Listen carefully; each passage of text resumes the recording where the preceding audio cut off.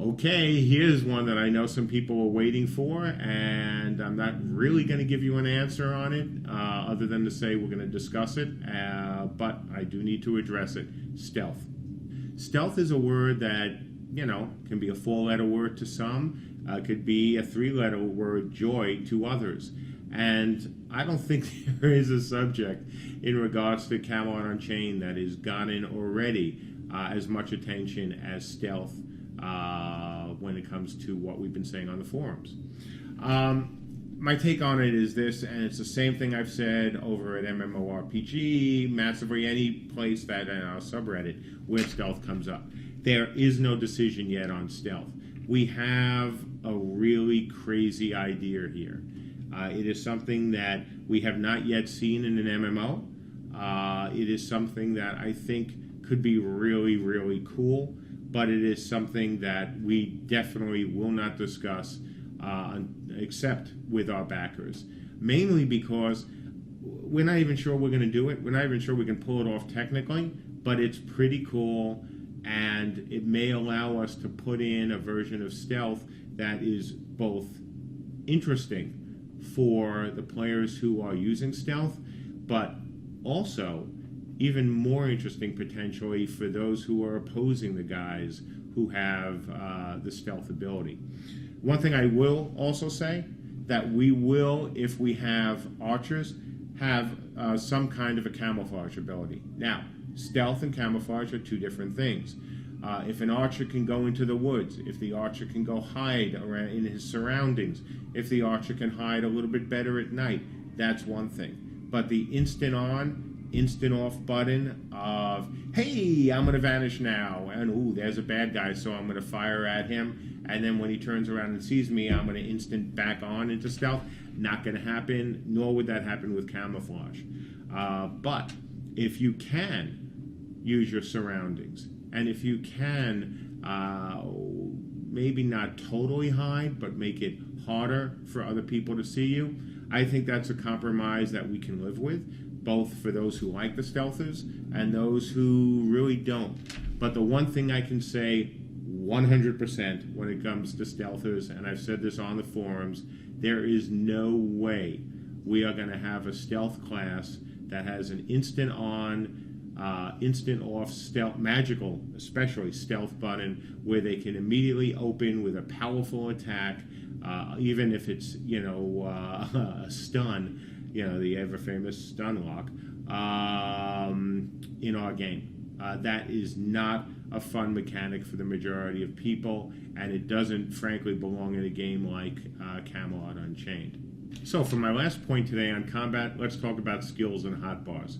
Obviously, some recent games and others to come out are going down the path of limiting the number of hotbars or limiting the number of skills you can have when you're in a combat situation.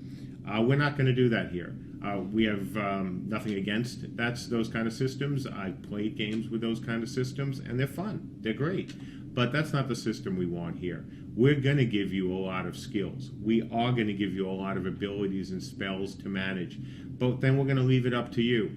Once again, choices matter. Except in this case, when you go into combat, you're not going to be making choices about which 5 or 6 you have. You're going to have them all.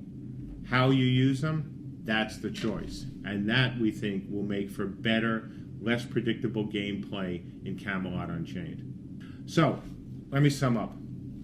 We want our combat system to be fluid. We want it to be very responsive. We want to make it challenging to play, even, by giving you a lot of skills.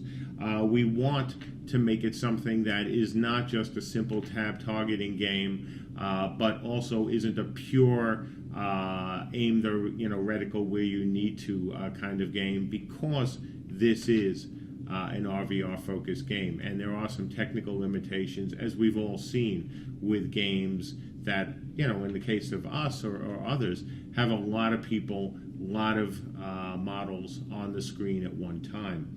So our goal here is to create, quite frankly, and this is going to be the closest I've come to hyperbole yet, but our goal is to really make a great, fluid, responsive combat system that can stand with any of the other games out there.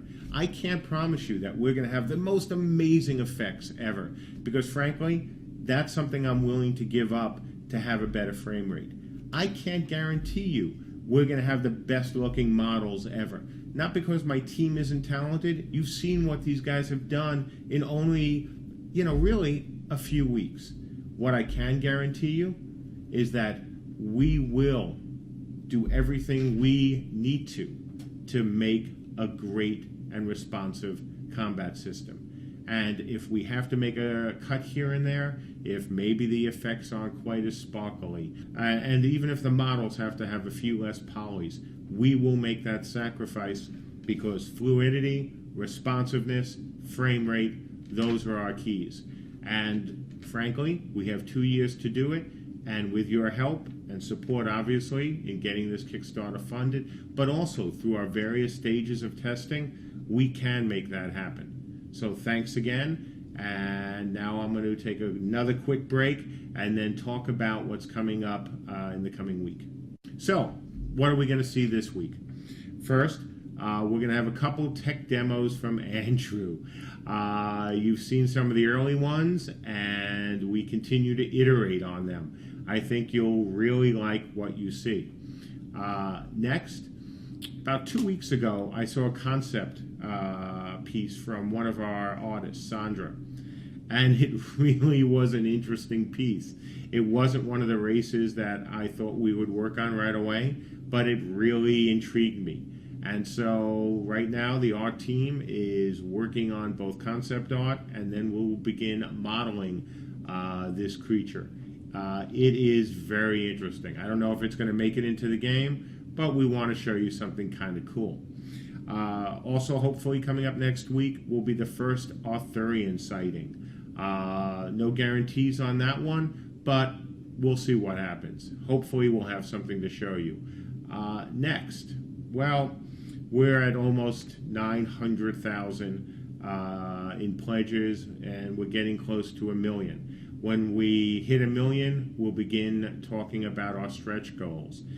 And there's been not just a little, but a lot of speculation regarding our stretch goals, regarding additional races, regarding additional classes, regarding things that, might have been in another game called Dark Age of Camelot.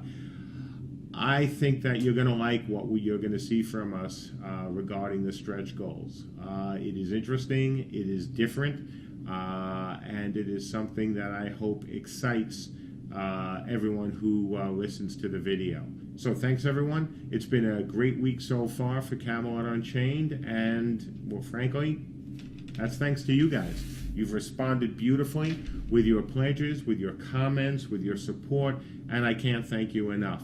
So enjoy the rest of your weekend, and I'll talk to you guys soon.